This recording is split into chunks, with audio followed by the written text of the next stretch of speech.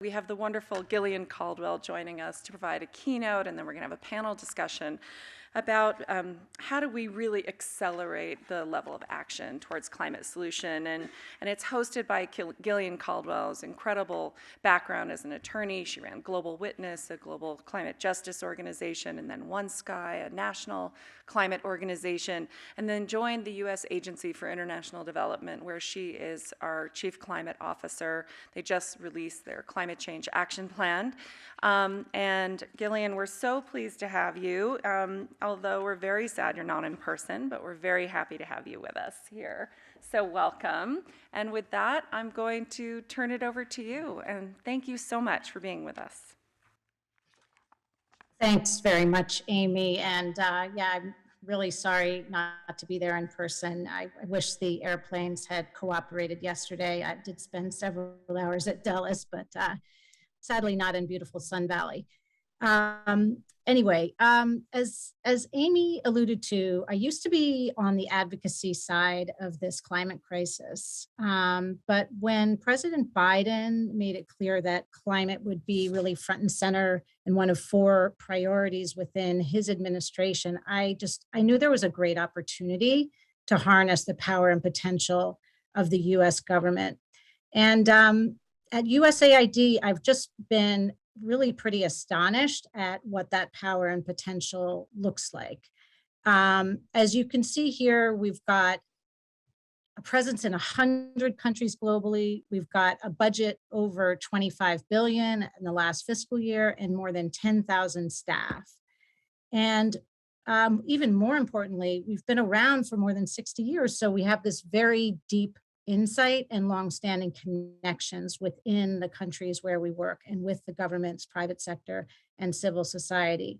And that just gives us an enormous platform from which to try to tackle the crisis Gillian, we've heard so much about already today.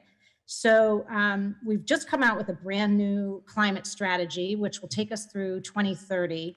And it's really a first of its kind for USAID because it's calling on us to ensure we have a whole of agency response. We are being referred to repeatedly by Administrator Samantha Power as a climate agency, by which she means climate threatens to imperil everything we've ever hoped to achieve. And if we harness the power and potential of a green energy revolution, could advance our development objectives in the countries where we work. So it's for the first time in the agency's history, we've really called upon every single mission and operating unit, whether you're focused on education or health or humanitarian assistance, to dig in and contribute to a set of very ambitious goals for achievement by 2030. You can see those here. We want to reduce carbon emissions by 6 billion metric tons. That's Gillian, about what... I'm yes? interrupting. I apologize. I think we need you to share your slides. Oh, they're not being shared. Okay, hold on. I think so. Sorry. Glad you pointed that out. Yes. Sorry, guys, but glad you pointed it out. And you didn't miss much. You missed this slide only, which is this sort of visual depiction of the scope and scale of USAID's presence globally. And this slide, which reflects the sort of top goals for achievement by 2030 through this whole of agency response. So as I was saying, we want to reduce carbon emissions by 6 billion metric tons. That's the equivalent of all US emissions in an entire year. And a big part of that is going to be through nature-based solutions. And we'll be hearing more about that later in the panel that I was really looking forward to facilitating. But in order to deliver on that 6 billion metric tons, we want to ensure that we protect or preserve 100 million hectares and focus very strongly on keeping forests standing, since that's such a key driver of deforestation. We are the lead in President Biden's Prepare initiative, which is focused on advancing adaptation and resilience. We want to reach 500 million people worldwide with a strong emphasis on climate information, because we know that if you receive advance notice of extreme weather events, you'll be better able to manage your lives and your livelihoods, and that it saves lives and money to have that kind of advanced warning. So we have collaborations with NASA and Google and others. Really importantly, and what I'm going to focus on today, we want to catalyze $150 billion in public and private finance. There's just no way that governments can do this alone. We need private sector engagement. And I think many of you in the office may be in a position to partner with us, which is why I'm very excited to be with you, at least on screen. And finally, we need to move beyond talk to action. You see the protests lining the COP, the 26th COP. We're headed to our 27th COP, and yet emissions keep on rising. So if we don't get beyond the promises and into action and implementation, we are just really not going to make it. So our missions are all being called upon to work with countries globally to provide the technical and financial support they need in order to deliver on their Paris commitments. Now, I mentioned the finance gap. You can see here that according to the IPCC, we are going to need something in the order of $3 to $5 trillion a year in mitigation and adaptation financing in order to tackle the climate crisis. And that's a 590% increase on where we are right now. So it's pretty dire.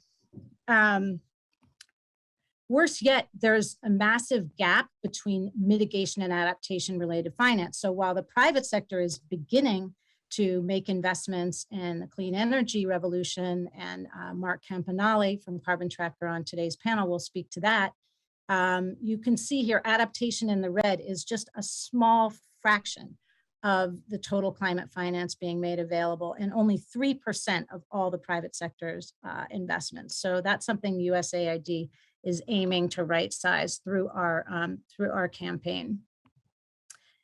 So there's two steps we can take really to tackle this this crisis. One is to invest, obviously, to drive more capital to climate solutions, whether it's mitigation and adaptation, and the other is to divest, to pull back investments from harmful sectors, notably fossil fuels, which unfortunately continue to secure investment and government subsidies, which is really a form of suicide if you think about it. We've got to end those subsidies. Our roadmap to 150 billion, one part of it is project pipeline. So a lot of folks with money to invest who care about climate say, I don't know where the investable projects are, especially in the least developed countries, the places where we work. So we are working on shaping projects in adaptation and mitigation that are investment worthy. Another is financing vehicles. So really looking at using more creative approaches, such as blended finance, whether it's first loss or that first layer of concessional finance, to set the stage for the private sector and to de-risk some of the investments that we're talking about. I should say, and this is not popular amongst private sector investors, I don't feel it's fair to expect the governments globally to absorb all of the financial risks of this kind of investments. I think there are investors out there, especially consumer investors, that are prepared to take a slightly lower rate of return in order to make investments that are, that really benefit people and planet. So, that's a much longer conversation that we've got time for. Also, really critically important, huge percentage of that 100 billion we hope to catalyze is going to be through strengthening the enabling environment and policy reform. So for example, getting the kinds of incentives in place and the tax credits necessary to ensure investors that renewable energy has a future in a relevant country. Or we'll also work with governments to set up fair and transparent energy auctions where they can purchase renewable energy for the foreseeable future at affordable rates. That gives the private sector a chance to bid to be that renewable energy provider. We're also going to be focusing just on leveraging our ecosystem, which is, pretty substantial. And, an important opportunity, whether it's the private sector, the public sector, foundations, and so forth. So I think that's pretty much all I wanted to say. I mean, there